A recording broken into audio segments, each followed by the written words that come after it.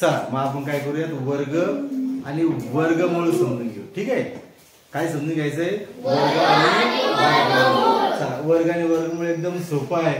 तर या ठिकाणी आपण संख्या मांडलेल्या आहेत, त्या ठिकाणी वर्ग वर्गमूळ काढलेले, त्याला आपण समजून घ्या. या ठिकाणी इथं मी महत्वाचं म्हणजे मूळ लिहिलेलं आहे, या मूळकडे लक्ष द्या. आणि म्हणजे मूळ संख्या या ठिकाणी लिहिलेल्या आहेत. या ठिकाणी संख्येचा विस्तार काय आहे ते आपण समजून घेऊ. मग आलेल्या संख्येचा वर्ग काय आहे तो इथे लिहिलेला आहे, आणि तो वर्गमूळ सुद्धा या ठिकाणी मी लिहून ठेवलेलं आहे, लक्षात ठेवा. या ठिकाणी एकाचा वर्ग म्हणजे एकाच्या डोक्यावर किती दिले, 2. म्हणजे त्या संख्येचा विस्तार काय होतो, 1 गुणिले 1 म्हणजे 1 1 1. आणि या ठिकाणी 1 आलेले, या ठिकाणी मी संख्या लिहिली वर्गमूळ. मी तुम्हाला थोड्या वेळापूर्वी म्हणलो होतं की मूळ म्हणजे मग या ठिकाणी मूळ संख्या काय आहे, 1 आहे. म्हणजे एकाचं वर्गमूळ सुद्धा काय होतं, मग 1 हे लक्षात ठेवा. त्याच्यानंतर 2चा वर्ग, 2च्या डोक्यावर 2 असेल तो वर्ग, 2चा वर्ग म्हणजे 2 संख्या 2 म्हणजे 2 मुला 2 या ठिकाणी 4 आले.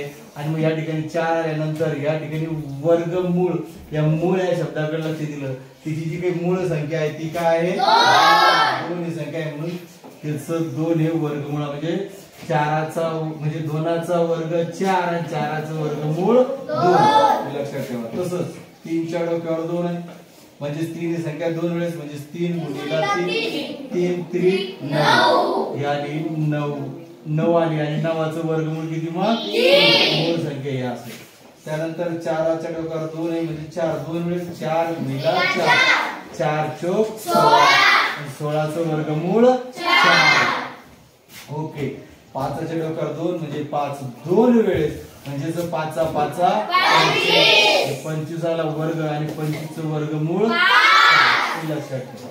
त्यानंतर 6च्या डोक्यावर 2 आहे म्हणजे 6 ही संख्या 2 वेळेस म्हणजे 6 गुणिले 6 म्हणजे 6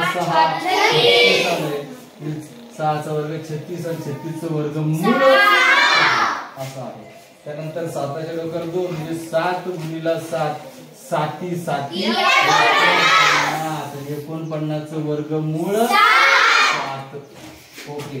8च्या डोक्यावर पुन्हा 2 म्हणजे 8 किती वेळेस 2 8 ही 8 म्हणजे 8चा वर्ग 64 64चं वर्गमूळ. ओके. 9च्या डोक्यावर पुन्हा 2 म्हणजेच 9 गुणिले 9 2 वेळेस 9 9 आणि मग 81चं वर्गमूळ. तसंच 10च्या डोक्यावर 2 म्हणजे 10 किती वेळेस 2 वेळेस 10 गुणिले 10 म्हणजे 10 आणि 100चं वर्गमूळ या स्वरूपामध्ये असते, लक्षात ठेवून घ्या. म्हणजे संख्याचा वर्ग काढायचा असेल आपल्याला तर वर्ग म्हणजे डोक्यावरती 2 म्हणजे 2 वेळेस त्या संख्येचा गुणाकार म्हणजेच काय, त्याच संख्येने त्याच संख्येला गुणून आलेली संख्या म्हणजे ती त्या संख्येचा वर्ग असते. आणि जे संख्येचा आपण वर्ग काढलेला आहे त्या संख्येचा तो वर्ग जो काय येतो तो असतो त्या संख्येचं वर्गमूळ असते, लक्षात ठेवायचं. ठीक आहे, वर्ग आणि वर्गमूळ समजलं.